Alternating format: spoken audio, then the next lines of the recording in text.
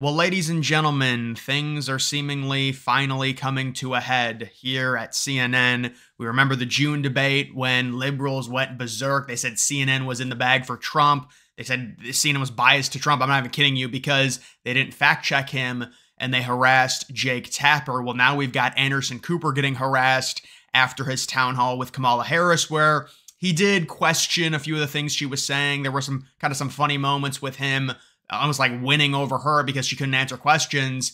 And then liberals, of course, is what they do. They're so crazy. They're like, well, CNN, they're supposed to be crazy biased towards us. They started harassing Anderson Cooper, and apparently he saw some of the comments, and this is his response, which is pretty hilarious here. This country where, you know what, I got so many, I don't look at comments about myself, but I was looking up some comments about my grief podcast, and I came across this whole inundation from people who are Harris supporters saying to me online today, like, how dare you, what a betrayal that you would ask her these questions. No, and I'm like, your job. You misunderstand what my job is. I'm not on MSNBC, or no disrespect, what they do is, they're very talented.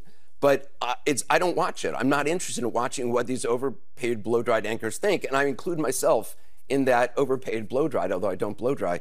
I am overpaid. He's talking about Scarborough. I'm not interested in the anchor's opinion. I'm interested in facts and letting the viewers make up their own. Yeah, so they just, they think you go on CNN, if she's doing a town hall, it's just going to be softball after softball after softball, and Cooper did hit her. I will say this. Unless I'm missing something, I've been wanting this certain thing to be brought up for over 2 months now, the wall. The fact that Kamala Harris, because they never talked to Kamala Harris about it. You had the Fox News interview. You've got all these other like MSNBC crap. They're obviously not going to talk about immigration at all. But Cooper brought it up. And he was like, listen, he didn't bring up the fact that it was in her ads, but he basically said, why are you endorsing the wall now when you said it was terrible? There's over 50 tweets about her saying how bad the wall was 5 or 6 years ago, and she looked really bad. She said that Donald Trump only completed 2% of the wall, and that, she didn't even admit it, but she was basically saying the wall is a good thing now, but Trump's he didn't put it in effectively or something, and it came off really bad. And that was a good question to ask, because no one I've seen has asked it. I mean, lady, you're talking about yourself being this amazing prosecutor, and oh my God, all the criminals crossing the border you prosecuted, and in her campaign ad, they're showing the wall that Trump built, that she criticized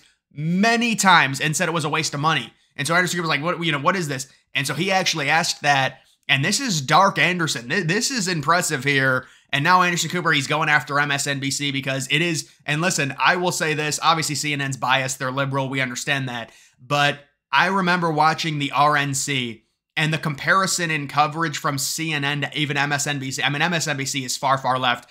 To put it in context, MSNBC, they didn't show up to the RNC because they were afraid they were going to get harassed, and they didn't tell anyone, but they just had the screen, like they acted like they were there with the screen behind them, and they acted like they were up in a media perch, but they weren't actually there. They're horrible.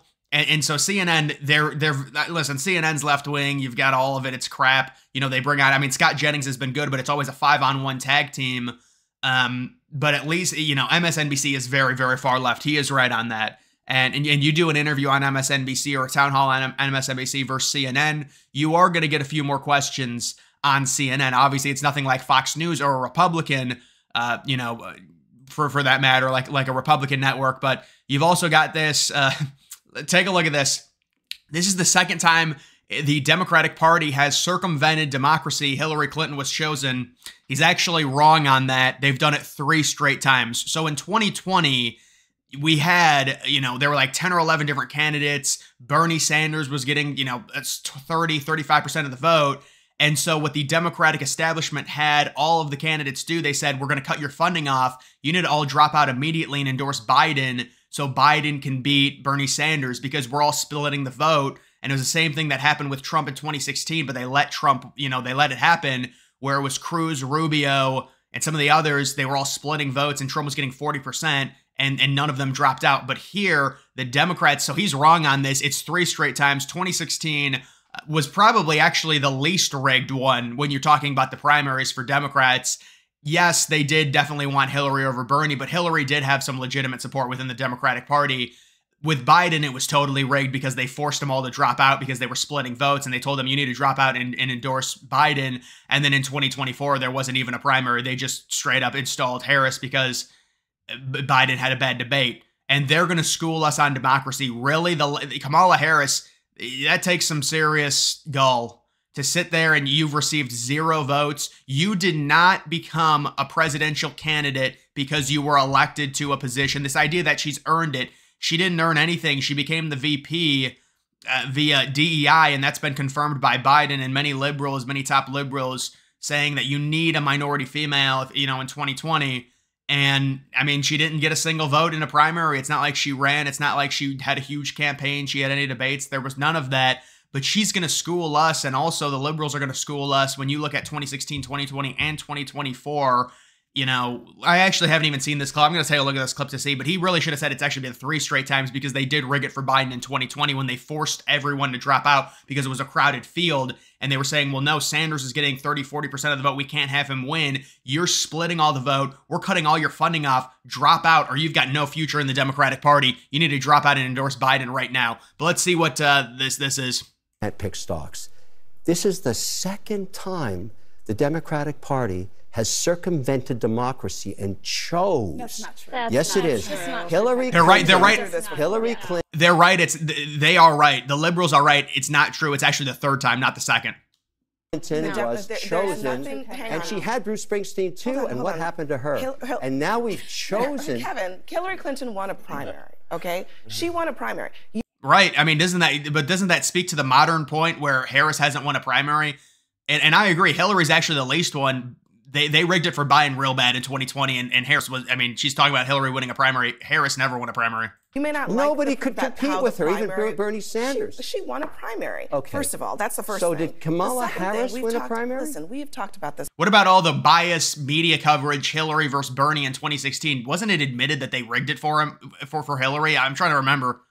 Before. What's wrong about talking about it tonight after what you just saw? Do you think that's really what matters to voters? Right now. How many Democrats wish? Your whole shtick has been, let's talk about what matters to voters. Do you really think voters? I think Kamala Harris receiving no votes and then talking about democracy like Trump's going to kill it when you've received 0 votes. I think that matters to voters, absolutely.